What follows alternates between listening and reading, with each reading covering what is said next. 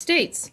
At the Secretary's instruction, we continue to implement the President's direction regarding foreign assistance for El Salvador, Guatemala, and Honduras. We completed a review, and previously awarded grants and contracts will continue with current funding.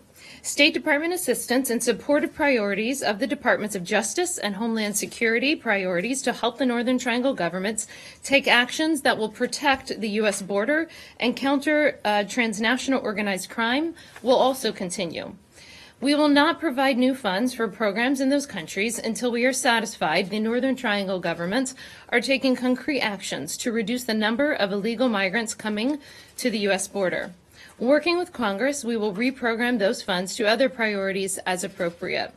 This is consistent with the President's direction and with the recognition that it is critical that there be sufficient political will in these countries to address the problem at its source.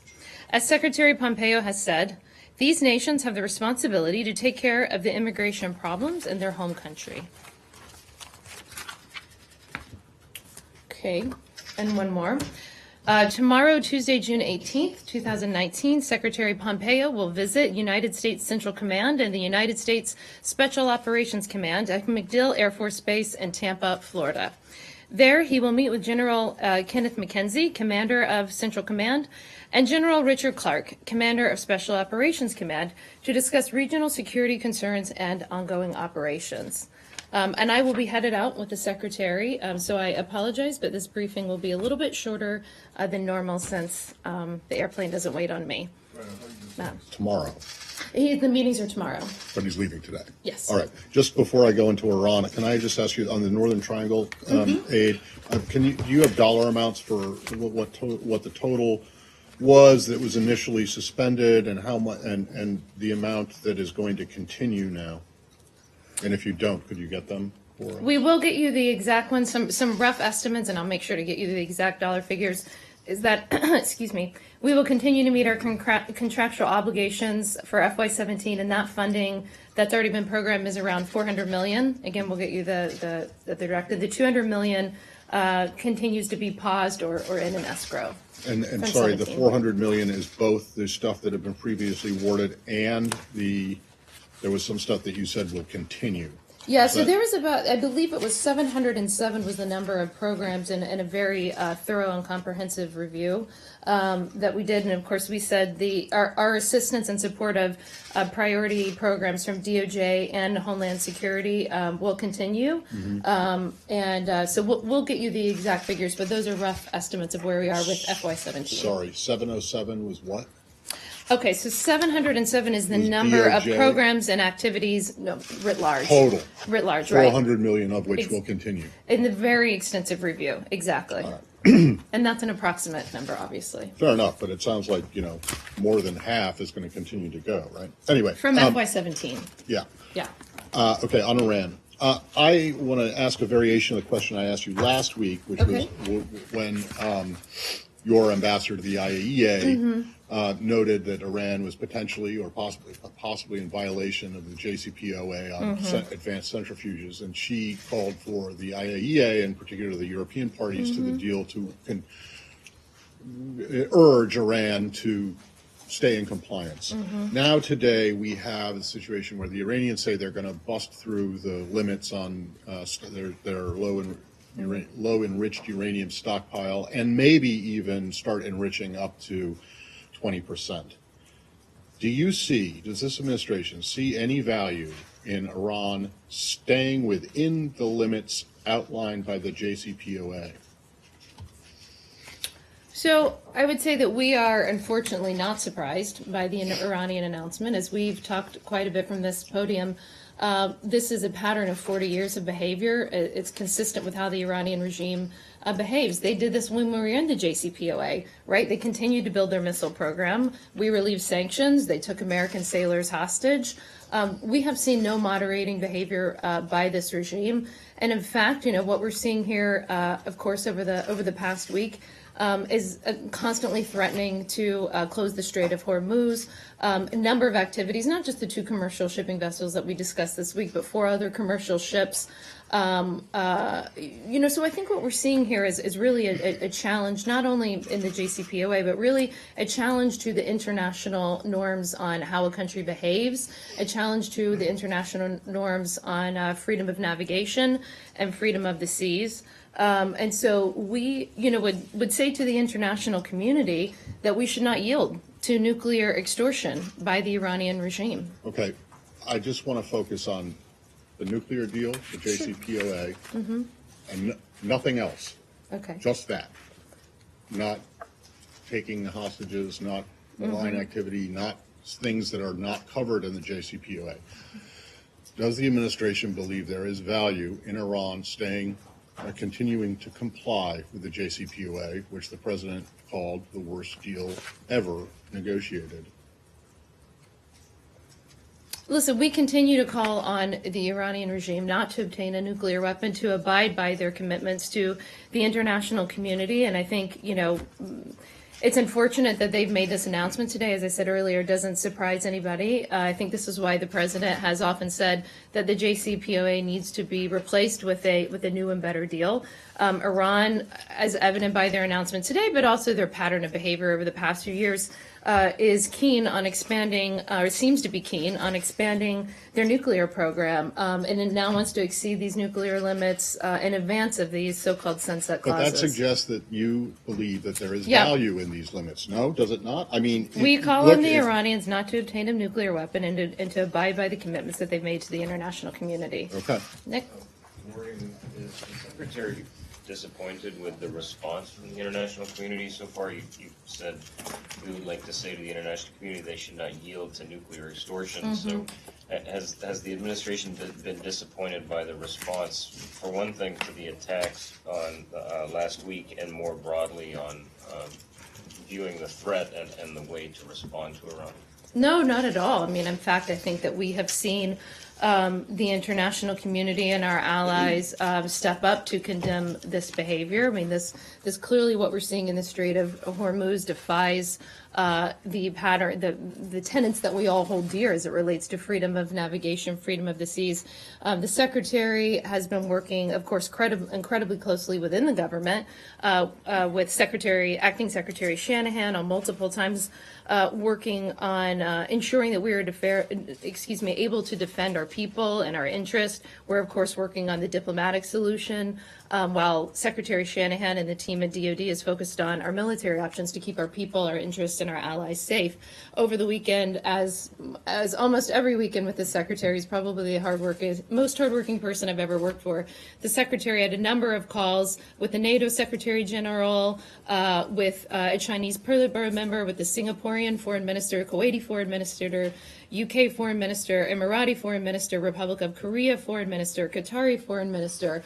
We obviously don't have readouts from every single call that he has, but we have worked incredibly hard with our allies on this assessment as it relates to Iran's actions last week in the Gulf of Just a Oman. quick follow-up to that. I'm going to mispronounce the name, so I'll get it to you. So What the title? The position, yeah. I didn't it's a hear. Politburo member.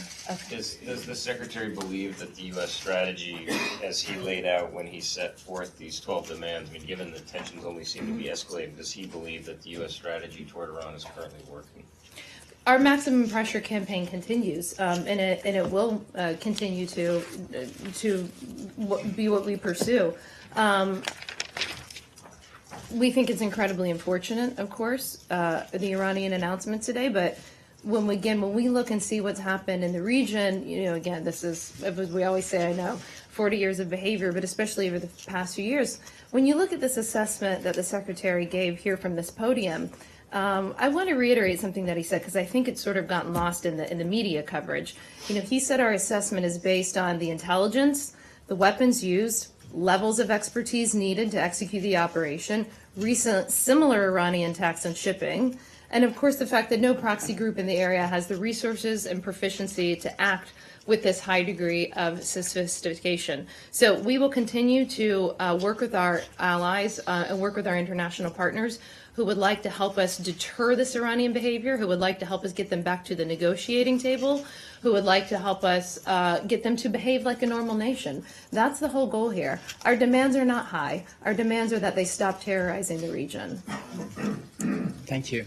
Just to follow on Matt's question, so while there is no new deal between the U.S. and Iran, you ask Iran to abide by the JCPOA, even though the U.S. left this deal? When you say you had to abide to their international commitments, you mean to abide to the JCPOA, which the U.S. left? Yeah, we have made it very clear since this president came into office and since the secretary came here that we will not tolerate Iran obtaining a nuclear weapon, full stop. So any actions that they take to get a nuclear weapon will be countered by a maximum pressure campaign by the United States government that continues to this day. There should be no relieving of sanctions for their malign and unacceptable behavior. Rich? Finally, Rich, you showed up. I know. Finally got the directions. The secretary last week, when he was discussing this, he used the phrase that Iran was lashing out. In the calculation, when the administration decided a year ago to withdraw from the nuclear agreement, did it anticipate or expect that there would be a greater level of this lashing out as a result of the U.S. withdrawal? Well, I think that the United States and the Secretary and this administration in general were well aware of the pattern of behavior from the Iranian regime. Anybody who's studied them more than a hot minute, who have looked at them for the past 40 years, knows how they will behave. I would love for someone to give me an example of some sort of moderating behavior that the Iranian regime pursued post-JCPOA. I have no evidence of that. I have evidence of them taking U.S. sailors as hostages. I have evidence of the IRGC having millions, if not billions of dollars to fund terrorism around the world, to fund Houthis, who we saw hit yet another airport in Saudi Arabia where American civilians go through. All of you just saw that report. There's been no moderation. They continue to terrorize. Sure, Saeed. Yeah, thank you. Very quickly, I know I asked you last week about Ambassador Friedman, and you stated... No, I know. I called on Saeed, and he can finish. And I'm going to have to go in a few minutes. You can finish, Saeed. Okay, thank you, Morgan. Very quickly, yesterday, or not last week, you said that what Mr. Friedman said was not U.S. policy. U.S. policy towards annexation. I said that our is very policy clear. on the West Bank hasn't on the changed. West Bank and Gaza on Yes. annexation is very clear. But yesterday, the chief negotiator or the envoy, chief envoy, Mr. Jason Greenblatt, said exactly the same thing. I mean, apparently they did not listen to your statement last week or the position, or did not take into consideration the position of this building historically. So do you have any response to that? He said exactly the same thing. He said that he basically supports what Mr. Friedman said. I read Jason's comments, and I didn't take it the way that you just characterized, but I will reiterate that there is no plan for an annexation by Israel of the West Bank that they have presented to us, nor is it under discussion. So I'm not going to comment on hypotheticals. If and when their government pursues anything to us, we'll be happy to have a comment. Sure. I have two questions, one on Iran and one on Egypt. Okay. Iran said today that it had exposed a large cyber espionage network run by the US, by the CIA. Do you have anything on this? I don't. Thank and you. on the We're not death gonna comment on of former Egyptian President Mohammed Morsi, do you have anything? No, we saw that the death was reported. Okay. So On Iran, BBC. to go back to Iran briefly, have you been speaking to Congress about the oil tanker attacks, and in particular using that as an argument to get lawmakers to back down on their attempts to block the arms sales to Saudi Arabia, because they were still quite determined to try after the briefing last week? That's an interesting correlation that you just made. I mean, the secretary, of course, said very publicly whenever he made this decision to continue the arms sale, which I would reiterate that those arms sales are to many countries in the Middle East, not just Saudi Arabia. We're talking about Jordan, we're talking about the United Arab Emirates, and some smaller arms sales in there as well. But one of the justifications was, of course, because of the imminent threats from Iran. Since I have to go in a few minutes, I believe somebody wanted to ask on North Korea, and I want to give them the chance. Go ahead. Thank you, and Morgan. then I'll get Matt for the last one, and then we'll have to go. But I will be back. I promise. Well, hopefully. Yeah. Shouldn't say that. According Go to ahead. the Voice of America yesterday, Kim Jong-un said in a secret document the final goal of the North Korea's nuclear negotiation with the United States is to strengthen North Korea's nuclear power. Therefore, North Korea, Kim Jong-un is not willing to denuclearization of North Korea. What is your comment? We see a lot of media reports like this all the time on whether it's North Korea or other parts of the world, and we certainly don't comment and speculate on every report. But since you asked me, President Trump and the Secretary believe that Chairman Kim will fulfill his commitment to denuclearize, and that remains our policy. Final question, Matt. I just, follow-up on that? No, final question, Matt. I just wanted to know if you, well, I believe that you would have seen the protests in Hong Kong over the weekend. Yes, sir. That continued despite the fact that the government put the extradition bill, or at least postponed it for a little bit. Yes. And I'm just wondering what you make of the situation there, and if you believe that the Chinese are acting in an appropriate way here. It certainly was moving, I think, as a citizen and a democracy to watch these peaceful protests happen in Hong Kong.